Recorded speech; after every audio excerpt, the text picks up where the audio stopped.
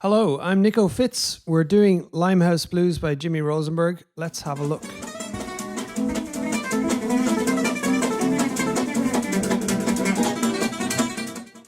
This is episode 4 of the series, and today we're going to skip forward a little bit so we can look at the 2-5-1 phrase at the end of the first chorus of Jimmy's solo.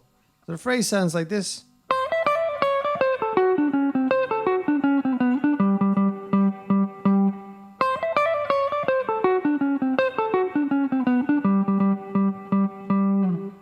But first, let's recap what we did in the previous episodes and discuss why we are skipping over a little section here.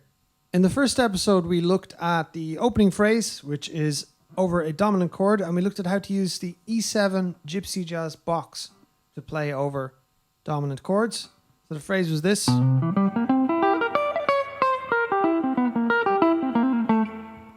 we broke down the box itself, how you can use it over other tunes as well. And I gave 5 different examples of this box, 5 different phrases on my Patreon as well, for anyone who wanted to download those. In the second episode, we looked at this phrase. And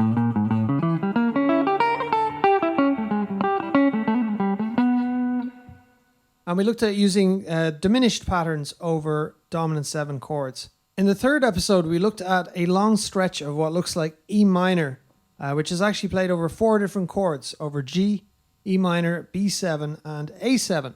So we did a bit of a theory lesson looking at how this E minor material can be used over all these different chords. So it sounds like this.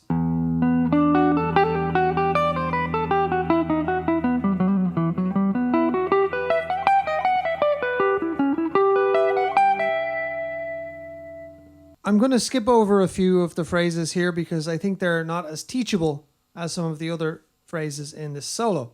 But just for the record, so I'm going to play all the way from where we were in the last episode, all the way down to the 2-5-1 at the end of the chorus that we'll look at today.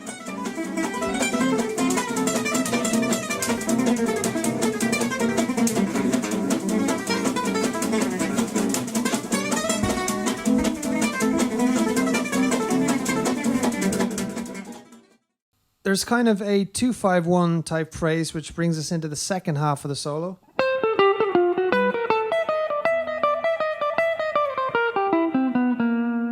And then he's back into this same box as we looked at in the first episode of this series, around this kind of C7 chord here.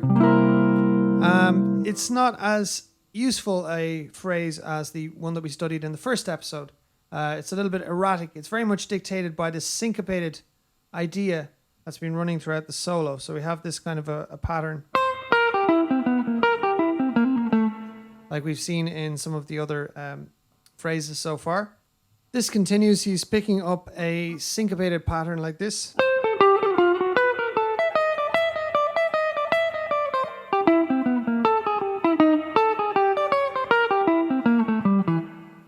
So it works really well in the context of this solo. There's a running theme. And we will come back in later episodes to look at the overall compositional ideas in the solo. But as an actual phrase to learn and apply to other tunes, it's not as good as some of the other ones in the solo. So we're going to skip over that one. The next phrase he goes down to is actually a very good teachable phrase, but I've already included it in my Patreon tab. So I put 5 examples of the E7 Gypsy Jazz box, and one of them is this one from Jimmy's solo. So it goes like this.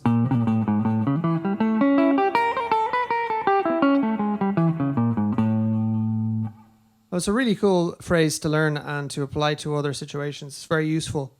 And it has a kind of a flat 9 sound. It's a nice phrase, but I've already written it down as part of the tab for the first lesson, the E7 Gypsy Jazz box. So if you want to look at that one, or you can download the entire solo as well at the Patreon as well. And then you can find all these phrases there as well. The next phrase is a lyrical idea based on the theme of Limehouse Blues. So it's kind of a singing passage here. Jimmy's playing this.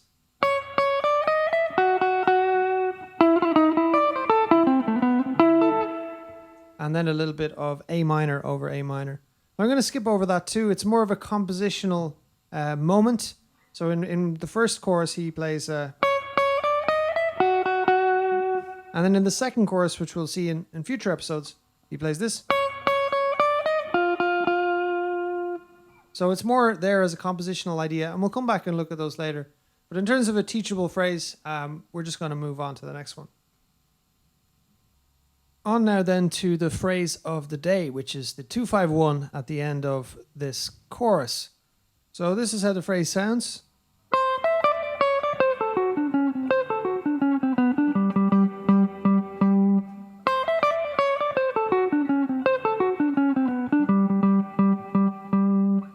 In case you don't know what a 251 phrase is, and I didn't come from a jazz background, I came from a classical and Irish folk music background, so I had to learn this myself.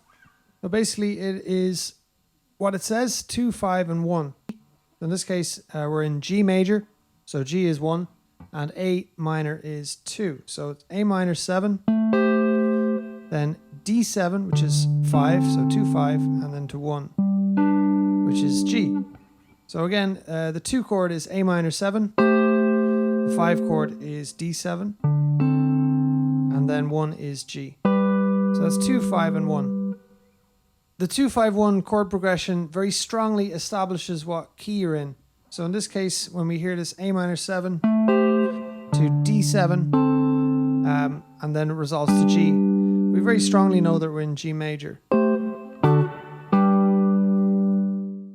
It's a very commonly used progression in jazz, and so a 2-5-1 phrase is basically a phrase that works over a 2-5-1 chord progression. In Jimmy's solo from Limehouse Blues, he plays a couple of different variations in the same spot at the end of each chorus on the 2-5-1 progression. So he plays a couple of different variations. The one we're looking at today is this.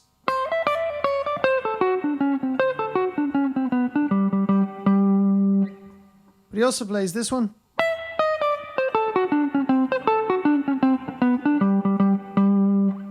And he also plays this.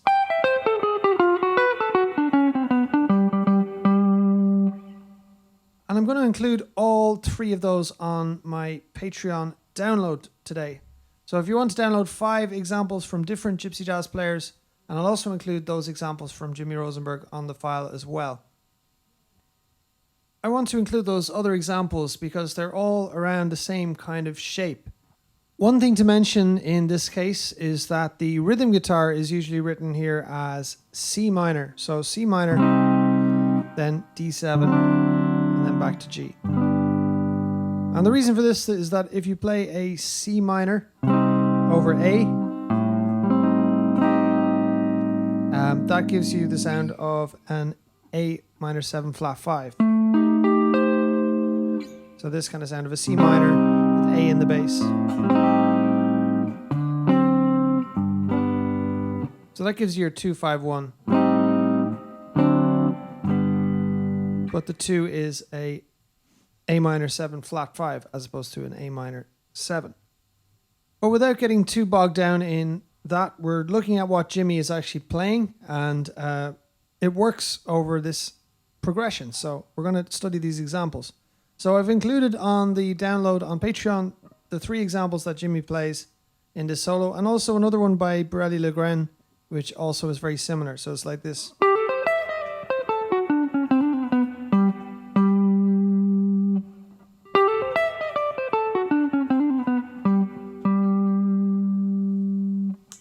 All 4 of these examples all converge on this shape here of this D7, which is what I wanted to emphasize here, because it's nice to have a strategy for this section of the tune. And if you have a bunch of examples around the same pattern, then you can always have a strategy for when you get to that 2-5-1. So that's kind of what Jimmy is doing in this solo. More often than not, when it comes to the end of the chorus and it has the 2-5-1, he's playing some sort of lick around this area here. So the 3 again are...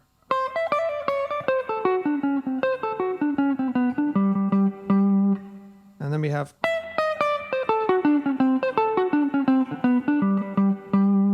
And then...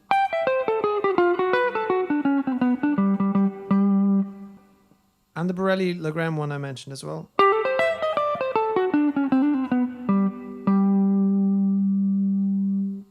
I suppose this example is the one that most clearly illustrates the A minor 7 chord, so the 2 of the 2-5-1.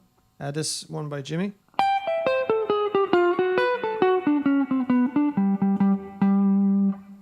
So you have this very obvious A minor 7 type shape here.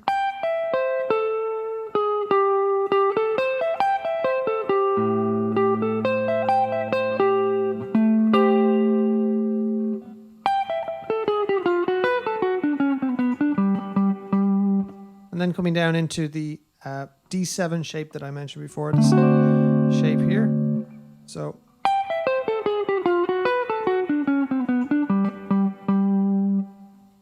the other two licks by Jimmy could easily be read as just a straight up D7 lick. So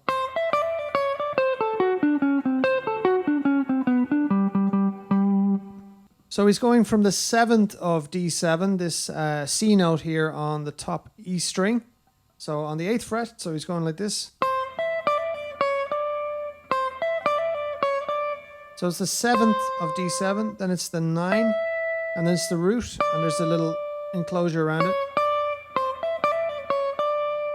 And then down this dominant 7 pattern, which we've seen in previous phrases from the solo.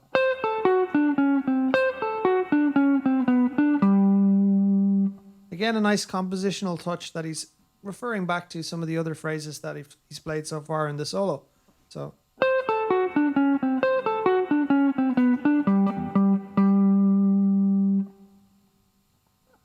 Same thing with the other example from Jimmy. It could easily be just read as D7. So he's grabbing the 9 of D7, passing through the flat 9, and then the root of D7 on the 10th fret of the high E string. So that's D, and then going down a dominant 7 pattern.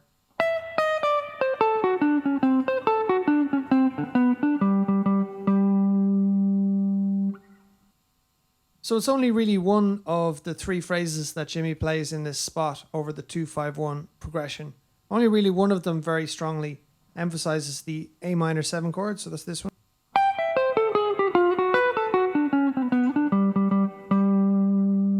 The other 2 could be just read as D7.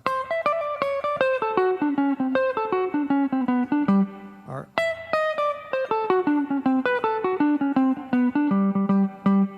however, they all work, and that's the most important thing. So the most important thing to me is that we have a strategy for this phrase here, and I think Jimmy has given us a bunch of examples to work with that all end up on this D7 shape here and resolve to this on the 10th fret of the A string.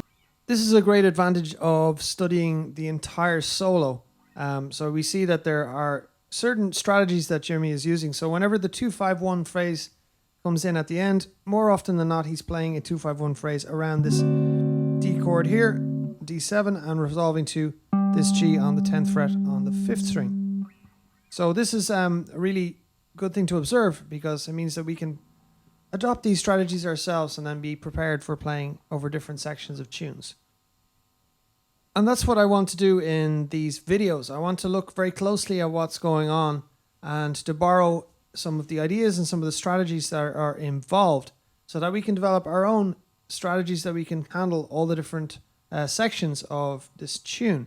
So hopefully when we put it all together at the end, we'll be able to do our own playthrough of the tune using the same kind of ideas, but without copying exactly the same notes. So that's basically where I'm trying to get to, is to borrow the ideas from Jimmy about how he's going about playing over this tune. And so whenever we're doing the 2-5-1, we can prepare to be up here at this D7 and resolve to this G. That's all for this episode. If you'd like to download the entire tab, or if you'd like to download my extra tabs, they're all on my Patreon, where you get all the tabs from my channel. In the next episode, we're going to be looking at some open position phrases that Jimmy uses. So these ones, for example.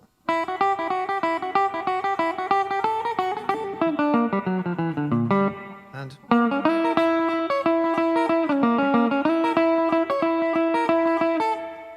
some people say that open position phrases are not really useful because you can only play them over one chord. But people like Django and Jimmy Rosenberg obviously would disagree with that. So I think they're very useful because it simplifies things. When you only have when you have a phrase that only works over A, like this one.